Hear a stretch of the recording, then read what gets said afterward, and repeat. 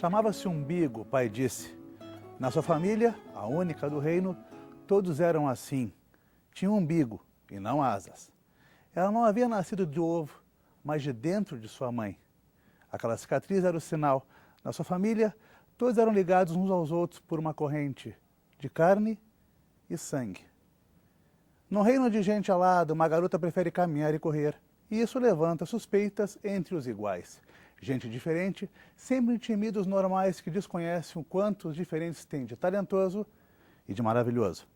Para falar de Ruth, a gente trata a pessoa que deu asas a Ruth. É Pablo Moreno, autor de A Menina de Asas. Tudo bom, Pablo? Como vai? Tudo bem, professor Miguel. Vamos conversar um pouquinho sobre Ruth? Com certeza. Nossa convidada é catarinense e mora atualmente em Passo Fundo, licenciado em Filosofia e bacharel em Direito, é servidor público no Tribunal Regional do Trabalho, é músico e cronista com colunas no jornal Nacional de Passo Fundo, além de colaborar com outros jornais do estado e da região. Pablo, uma garota sem asas num mundo de gente alada. O normal é ter asas. Então, a diferença é questão de contexto. A diferença é o que faz o ser humano único no mundo. Eu acho que a grande riqueza do ser humano é a sua diferença. Os grandes poderes do mundo, por isso que a gente diz poder totalitário, né? As grandes ditaduras, os grandes problemas de dominação no mundo são quando você quer o outro igual. Né? Ou todos iguais. Ou todos iguais. Né? Todo mundo tem que se vestir de uma forma só, todo mundo tem que ganhar o mesmo, todo mundo tem que pensar da mesma forma, responder da mesma maneira, todo mundo tem que ter a mesma opção sexual, todo mundo tem que ser do mesmo poder político, da mesma religião. Cumprir alguns papéis. Papéis que as pessoas têm medo do diferente. Porque toda vez que surge o diferente, é preciso uma mudança daquele que se acha completo. Porque todo aquele que quer que o outro seja igual a si mesmo é porque ele se acha perfeito. Né? Se coloca no lugar de Deus. Eu sou Deus. Agora, o Deus, ele tem que mudar no momento em que encontra o outro diferente. Né? Se eu falo português e de repente eu encontro uma pessoa que fala inglês, já é um problema para mim. Eu vou ter que mudar minha visão do mundo, eu vou ter que aprender inglês. Se eu encontro alguém que não enxerga, por exemplo, para mim falar do sol, eu já vou ter que fazer um esforço diferente. Ou seja, é uma desacomodação que te obriga a crescer. Exatamente. Aí, essa diferença que o outro traz, para quem é maduro emocionalmente, intelectualmente, ele vai utilizar aquilo como uma forma de crescimento como ser humano. Sobre o que é a história de Ruth, né? O título é A Menina de Asas, né? Qual é a história? Quem é Ruth e qual é o problema que ela enfrenta? Sem contar o final para as pessoas, né, claro, pegarem o livro depois. Primeiro, a Ruth é uma menina diferente. Né? Ela vem de uma família que é diferente. Né? E essa diferença vai ter um problema na sociedade. A sociedade vai vir com uma exigência dessa menina que tem a resolução no dia do ovo, né? No dia do ovo. Eu utilizei esse modelo porque muitas crianças na escola tem um dia que tem que levar as fotos. Isso é terrível. É a foto do pai, foto da mãe quando não tem pai, quando não tem mãe, ou então foto do pai e da mãe quando são dois pais ou duas mães. Você vê, eu tenho um filho que eu adotei e a professora da escolinha mandou pedir fotos do nascimento dele e tudo. Isso então, aí é horrível. Então já começa a diferença por aí. Quer dizer, como é que eu resolvo, como é que eu vou me mostrar igual se eu sou diferente? Pois é, no livro, inclusive, tu colocas muito bem isso. Em dado momento, depois de passar por uma série de incidentes constrangedores, porque ela corre, ela não voa, a menina Ruth, né? Na escola, ela é obrigada a se expor, né? Isso tu colocas bem no teu livro. A escola não como um ambiente digamos, de harmonia e de docilidade, mas um ambiente de conflito, até de representação de poder. Eu acho que a escola, ela, como outras instituições que nós podemos tomar, a igreja, a política, a Câmara dos Deputados, enfim, na própria universidade, Sem dúvida, né, sem dúvida. são instâncias de microcosmo do mundo, né? Então a escola, se você pegar a escola como ela é organizada, inclusive nos poderes que tem dentro da escola, ela é a representação do mundo. E ela funciona como um reflexo do mundo, né? E a escola funciona também, muitas vezes, como órgão ou como instituição a serviço da consciência dos dominantes do mundo, daqueles que pensam, né? Você tem uma lei de diretrizes de base da educação que foi feita por alguém que tem um objetivo que está lá, né? Então, a menina, ela na escola, ela vai reenfrentar as situações que ela vem enfrentando desde o nascimento, que são aqueles geradores de conflito. Pois é, e aí que entra, é nesse momento que entra o grande lance do teu livro, né? Ela é obrigada a mostrar, se expor, mostrar a casca do ovo do qual ela veio, sendo que ela não veio de ovo nenhum, né? E ela encontra uma solução bem interessante. Qual é a solução? Tu pode dizer pra gente? Claro, o momento de execução, né, em que ela vai para o cadafalso, né, como personagem, né, ela precisava ser igual aos outros, né? Então eu conto no texto como todo mundo naquele dia do ovo, que era o dia que se levava as cascas, que já deviam ter sido apresentadas para a sociedade quando ela nasceu e não foram, que todo mundo esperava que ela tivesse. Todos os colegas levam o seu saquinho com os pedaços e ela não. E todo mundo se pergunta, como é que ela vai sair dessa enrascada? O leitor se pergunta também. Como é que eu ela me vai... perguntei, como é que ela vai sair dessa enrascada? Esse é o centro do livro. Como é que eu, que sou diferente, que estou no mundo, né, que já sofri preconceito desde quando nasci, como é que eu vou resolver isso se eu não sou igual aos outros? Mas ela tinha uma solução que o pai deu de forma indutiva, como a boa literatura. Ele diz, filha, quando tiver o grande momento crítico da tua vida, você lembra do sótão, né? Que todo mundo sabia que a família dela tinha um segredo no sótão. E ela vai para frente e todo mundo fica esperando. E ela começa a contar histórias dos livros que ela leu, e o tempo passa o dia do ovo, e ela se salva. Sherazade. Exatamente. Que conta histórias para se salvar. Então, eu tive essa intuição de ter a palavra como salvadora, né? Eu acho que a gente vive num mundo onde não é a palavra normalmente que salva. É a economia que salva, é o teu cargo que te salva, é o dinheiro que te salva. Então, no momento em que eu tenho só a palavra, isso é uma característica que qualquer ser humano tem. Eu não estou falando da palavra falada, estou falando da palavra comunicada, daquilo que se diz, que eu posso ser surdo, mudo, não poder me expressar com a palavra sonora, mas eu comunico. No fundo, é isso. O que eu tenho para dizer, isso me salva. Pablo, a gente poderia dizer o seguinte, que em relações intertextuais, a Ruth é uma Sherazade mirim, que para fugir da sentença de morte, nesse caso invoca histórias, não inventa, invoca histórias, né? A gente pode dizer que o teu livro tem uma dupla temática, de um lado a questão da diferença e de outro a questão da leitura? A leitura é o tema principal do livro, né? Eu tinha escrito, meu primeiro livro se chamava Por que os Homens Não Voam. Sim. Né? E foi um livro que eu tive uma grande alegria de ser um livro referido pela Lia Luft numa crônica dela. Domingos Pellegrini fez uma crítica muito boa sobre esse livro. Com esse livro eu comecei a ir para as escolas e falar sobre a leitura e de como eu, sendo filho de pais analfabetos, me tornei um escritor. E as pessoas perguntavam, o que houve na tua infância? Você leu muitos livros? E eu tinha que dizer, olha, meus pais eram analfabetos, nós não tínhamos livros em casa. E então eu comecei a ver o seguinte, eu não tinha livro, mas meu pai e minha mãe eram grandes contadores de história.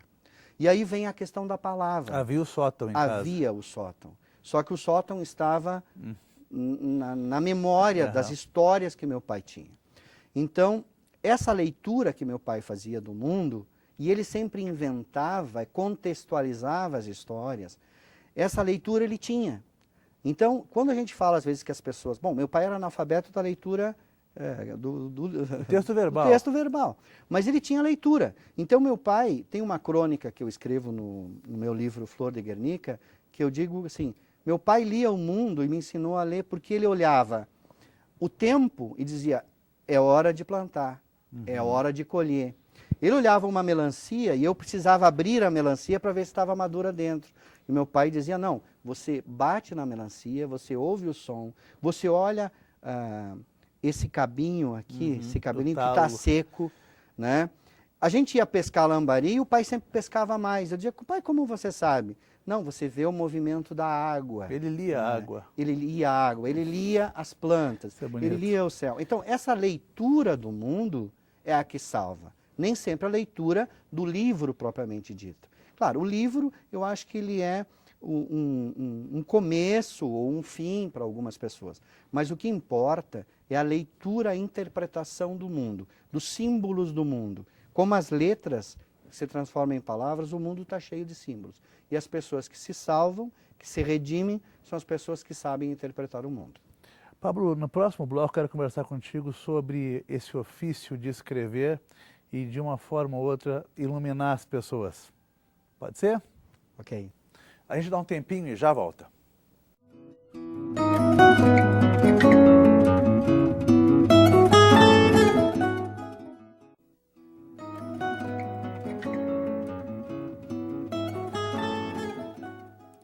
Outras Palavras de hoje conversa com o escritor Pablo Moreno, autor da obra Menina de Asas. Pablo, eu fechei o bloco anterior falando sobre essa capacidade de escritor de iluminar, né? A tua literatura, a gente pode dizer que é uma literatura iluminista. Ela se propõe a discutir alguns elementos e educar também, de alguma forma. Eu tenho uma metáfora que eu acho, que foi usada pelo Érico Veríssimo, que eu acho bárbara. Na farmácia. Isso. Ele diz assim, a função do escritor é segurar a lâmpada para iluminar o mundo. E aquela história que talvez o nosso telespectador não conheça, que o Érico Veríssimo trabalhava com seu pai numa farmácia, chega um vivente todo cortado, retalhado, e vai o médico lá para fazer, e o pai do Érico chama o Érico para segurar o lampião, para que o médico enxergue onde cortar e onde costurar. E ele começa a pensar, mas eu segurei o lampião e não fiz nada. Eu não cortei, eu não costurei. E aí ele utiliza isso no livro de memórias dele, no solo. O solo de clarineta, para refletir sobre a função do escritor e utilizar essa cena como metáfora. Quer dizer, o escritor é esse que segura a lâmpada para iluminar o mundo. Ele não faz, ele não atua. Não é essa a função do escritor, e aí está a grande diferença. Tem gente que faz isso, que atua no mundo, né? Tem gente que está lá na África, está trabalhando, tem gente que está dentro das escolas ensinando, né? Tem políticos que estão fazendo leis, existem isso. Ou fazendo coisa pior. Ou fazendo coisa pior. Né? Enfim, tem gente que faz. Né? O escritor não é gente que faz, o escritor é gente que ilumina, que faz as pessoas pensar. Então, o texto... Eu acho que o texto, ele não... Eu gosto de bons leitores, é aquele leitor que não fica só com a história, né? Que tem um subtexto, porque tem muita coisa que a gente não conta, né? Que o bom leitor percebe. E eu acho que a grande tensão de escrever é você saber o que contar. Não contar mais demais, para que o leitor se sinta um idiota completo, né? E não contar de menos, para que o leitor não tenha a pista da reflexão que precisa ser feita com aquele texto. Eu acredito que, na discussão, eu estudei filosofia da arte, tudo. A filosofia da arte tem uma grande questão, que também é de todas as artes, como a literatura, é saber, a literatura tem uma função? Quer dizer, ela tem que ter um propósito, ela tem que ter um objetivo ou não? Eu acho que toda atividade humana, ela tem um propósito, que é tornar-nos mais humanos. Então, tudo que você faz, seja a literatura, seja a arte, qualquer atividade do ser humano, não pode contradizer o próprio ser humano. Então, a literatura nesse papel, nessa função, ela tem que questionar sobre as coisas, né? Não precisa dizer o que é certo, o que é errado, o bom e o mal. Ela tem que fazer as pessoas pensar sobre o mundo. e eu acho que isso é a função do escritor. Pablo, dentre os temas que poderiam ser discutidos a partir da leitura do teu livro, a questão de como se vem ao mundo também, né? Ou seja, a questão do umbigo, a questão do ventre, a questão do ovo, né? Tu tentaste ou tinhas a ambição de discutir essa temática? Eu sempre queria perguntar eu acho que é uma pergunta do ser humano, por que eu tenho que cuidar do outro? Né? Eu acho que isso é uma questão tão profunda do ser humano, que quando o Caim matou Abel, Deus aparece simbolicamente, e eu vejo a Bíblia como um livro de metáforas, e o Caim disse assim, eu sou responsável por meu irmão? Sou eu responsável por meu irmão? Então isso está lá no início, né, simbolicamente, desse livro de metáforas, que para mim é assim que eu vejo. E essa é uma questão que até Kant pergunta. Né? O direito se pergunta por que eu tenho que fazer as coisas, né? Por que eu tenho que ser ético, né? Por que está errado o que determinadas pessoas fizeram com o meio ambiente no Rio Grande do Sul nesse tempo? Por que a gente não concorda? Né? É porque Deus não quer? É porque está escrito na Bíblia que não é para fazer? Né? Então, como a gente vive num mundo pluralista, em que tem gente que acredita na Bíblia, tem gente que acredita no Alcorão, tem gente que acredita na doutrina budista, os homens na Terra precisam ter justificativas porque a gente tem que cuidar do outro. E essa é uma preocupação muito presente hoje no mundo. Né? Então, eu queria trabalhar esse tema também num livro para crianças, porque às vezes a gente poupa as crianças de determinados dramas. Só que a literatura infantil, os clássicos, são extremamente violentos e trágicos. Né? Isso faz com que a gente conviva com a tragédia e a comédia, às vezes, também do mundo. Então, eu lendo um livro do Leonardo Boff, ele falava da diferença do ser humano como ser de afeto. Por que o ser humano ele é um ser que nasce e se ninguém o cuidar, ele não sobrevive. Diferente de um terneiro que nasce e sai correndo, do pintinho que sai comendo, o ser humano precisa do outro. Mas o ser humano é um mamífero, ele não é ovíparo, ele é vivíparo. Ele nasce dentro de outra pessoa e já começa o cuidado lá. Existe uma corrente de sangue aí. Essa aí. E se nós pegarmos, eu sou ligado à minha mãe é ligada ao outro, e nós fizermos uma árvore dessas ligações do mundo, vai chegar um momento que nós vamos nos encontrar. Ou seja, nós somos parentes todos. Né? Então essa é a questão, uma questão ética que está no livro, que vem dessa discussão. Por que eu tenho que ser do outro? Porque eu estou ligado ao outro de alguma forma. Né? Eu sou responsável pelo outro de alguma forma. Alguma coisa nos une sempre. Porque, tipo, hoje, se alguém soltar veneno num rio, é uma atividade individual, mas vai refletir no mundo.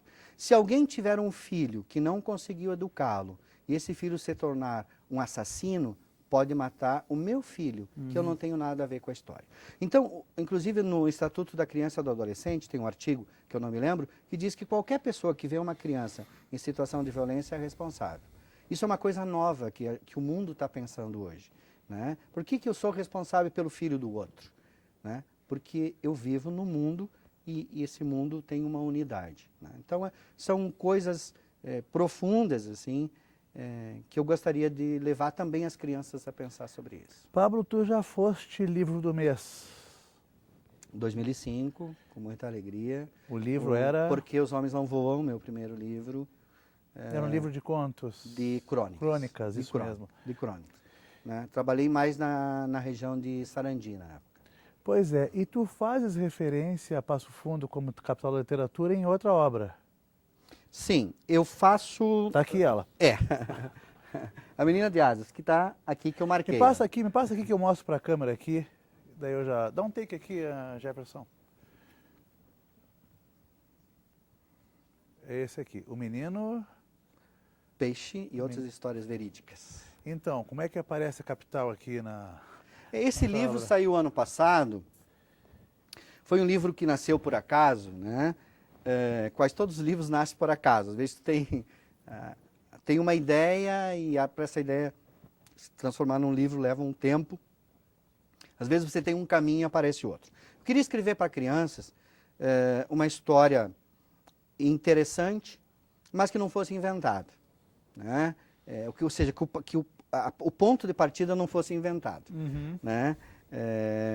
E aí eu comecei a descobrir histórias de adolescentes ou pré-adolescentes. Todos os personagens desse livro são reais, de 9 a 15 anos. E aí, histórias legais e histórias ruins, né? E aí eu descobri essa história da Bruna, que ganhou, se eu não me engano, em 2003 ou 2005, não me lembro, o prêmio Christian Andersen, que foi entregue aqui na Jornada de Literatura, que ela seria entregue para uma criança, um jovem que reescrevesse as histórias do Christian Andersen, mas de uma forma adaptada à realidade brasileira.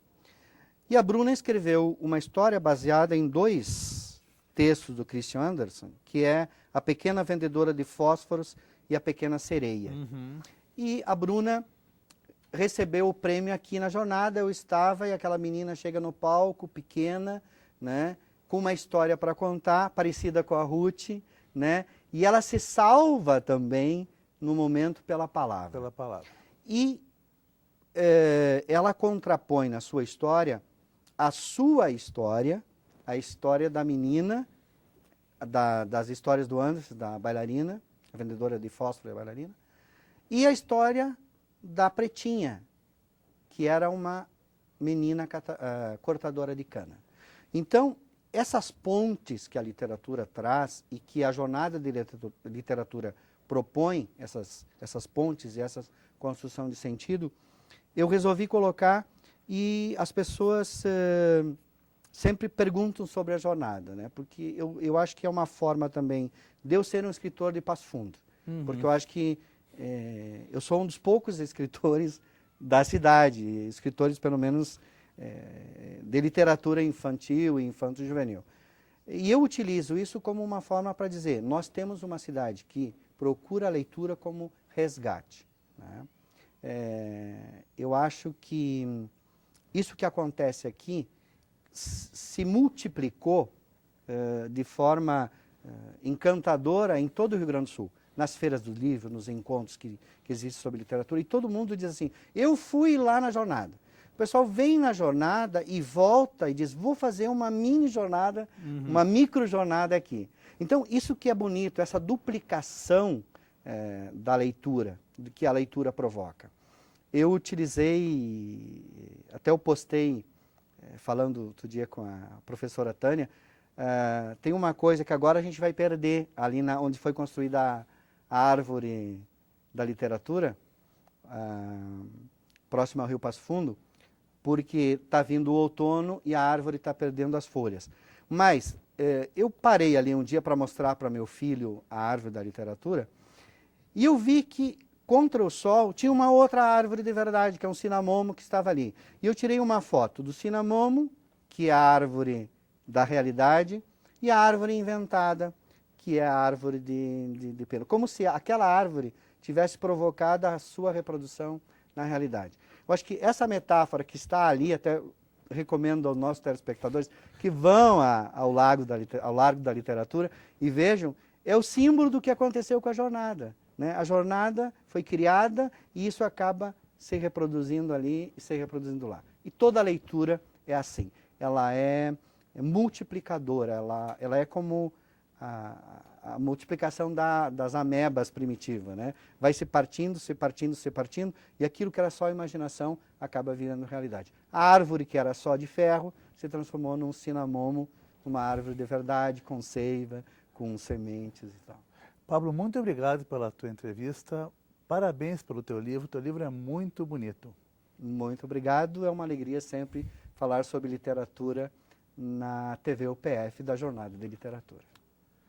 Outras Palavras de hoje conversou com o escritor Pablo Moreno, autor da obra Menina de Asas. A gente se vê na semana que vem. Valeu!